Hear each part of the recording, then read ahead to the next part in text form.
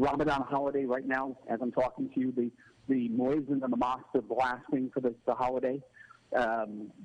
Tension around the Temple Mount. The Jerusalem Day Parade, which marched through some of the Muslim areas in Jerusalem. All of those factors, the biggest factor by far, the Palestinian elections, or rather the non-holding of Palestinian elections, as Mahmoud Abbas, the president of the Palestinian Authority, enters the 16th year of a 6-year term. And he keeps on delaying those elections because he knows he's going to lose. He's going to lose to Hamas. This time, Hamas wasn't going to put up with it. So the way you prove that you're a good Palestinian is not by attacking Mahmoud Abbas. The way you prove you're a good Palestinian is by attacking Israel. Wow, that was perfect. That was concise and understandable. So let me give you a question, as we say in America, but you're familiar enough, from left field. Do you believe, and I'm not looking for an answer, I really am just curious, do you believe that if Donald Trump were still president, this would have happened? It could, but the reaction on the part of Israel might have been different. Why? Because whenever Israel goes to war with the terrorists, whether it's Hamas in Gaza or Hezbollah in Lebanon, Israel needs three things from the United States. It needs ammo, because we pretty much run out of ammo after about a month, or certain types of ammunition. And the United States is supposed to give us that type of ammo back, resupply us. We need what I call the diplomatic and political iron dome. Now, who's going to cast a veto in the Security Council? Who's going to prevent the International Criminal Court from finding us guilty of war crimes? And then the third thing we need in the United States is the morning after diplomacy. Who helps rebuild areas that have been shattered? Who negotiates ceasefires?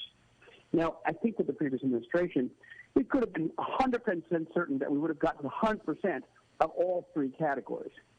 With the current administration, that's yet to be seen. So did that play any role in Hamas's decisions or Israel's decisions? Well, I can't vouch for Hamas, but I think Hamas understands that there is a new America in town, America that's less involved, more pulling back from the region generally. And we've seen it in the reaction of the administration so far, in this sort of calling on both sides to exercise restraint. Israel is facing rockets that are designed to massacre men, women, and children, and we're defending ourselves.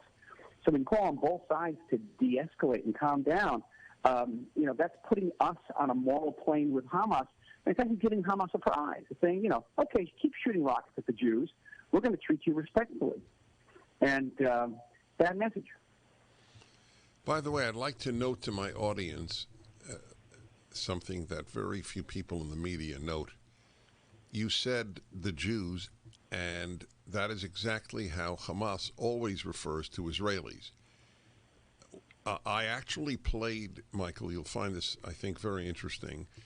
I played a translation done by some major U.S. network, I don't recall which, where the speaker, I know enough Arabic to know what the word Jew is in Arabic. The speaker said Jews, and the translator said Israelis. I find Hamas refers to us as. Mm-hmm. Yeah, no, Hamas refers to you as Jews. Al-Yahud. Yes, right. Yes. So that's their battle. Their battle is with Jews, and I think it's significant because when you mentioned it, you were simply echoing exactly how they speak. So exactly. And interesting enough, some of the people have been killed by Hamas rockets have not been Jews. Right. Including an Indian, Indian foreign worker and two Arabs. Yes, two Israeli Arabs. So that leads to, for me, one of the key questions, and I'm afraid of your answer. I'm hoping against hope I don't get the answer I don't want. What are Israel's Arabs, not the Palestinians in the West Bank? What are Israel's Arabs saying?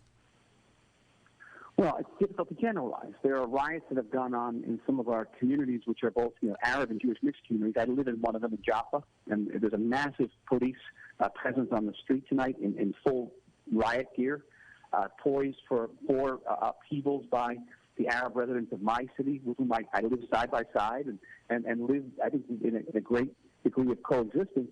But that was true in a neighboring town of Lod, where there was actually a pogrom. 3 synagogues were burnt in the state of Israel. 3 synagogues went up in flames. In the city of Akko, a great restaurant, one of Israel's best restaurants, Uri Buri, the owner of which he made it his life work to work together with poor Arab kids and teach them how to cook. He actually brought them to the White House. They served the president once. The Arabs in Akko burnt the restaurant down. This is an immense tragedy, Dennis. It's an immense tragedy for Israel, but first of all, it is a tragedy for Israeli Arabs. So they have made great leaps in recent years. Israeli Arabs are actually more socially upwardly mobile than Israeli Jews per capita. Israeli Christian Arabs are more affluent and better educated per capita than Israeli Jews.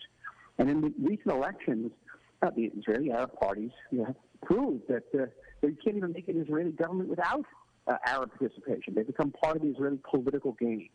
All this was actually very good news for the state of Israel. And in one night, it has been set back years, maybe irreversibly. That's what I was afraid of. It's got to be for you living in an Arab Israeli city, Arab Jewish city, whatever one wants to refer to it. Mm-hmm. It has to be disconcerting. You think it's depressing. Depressing. That's even better. That's depressing more than disconcerting. Yes. And it's like so. It's sort of you're thinking. So it's hopeless. I, Michael Oren, not a naive man, former ambassador to the United States, historian, world traveler, writer, and I'm thinking this whole time, look, we seem to be getting along really pretty well, and their advances are enormous, and then, poof, they try to burn down my synagogue and my restaurant. And, you don't want to blame an entire population for the ravages of several hundred radicals. I have a greengrocer down the street. It's where I buy all my vegetables from Mohammed. And Mohammed pulls me aside and says, don't let anybody fool you. We're the luckiest Arabs in the entire Middle East. No other Arab in the Middle East have what I have. They don't have my democracy. They don't have my security. They don't have my economy. He says, something? Yeah, I got criticism of this place, but I love the state of Israel. So he says to me, Mohammed the greengrocer, I don't think he's going to be out there burning cars and burning synagogues. And I don't want to tarnish Mohammed the greengrocer with the rapaciousness of these other people. But it is still very depressing. God, is that true? I have a few more questions. Michael Oren, by just great coincidence, a novel of his just came out yesterday, To All Who Call in Truth.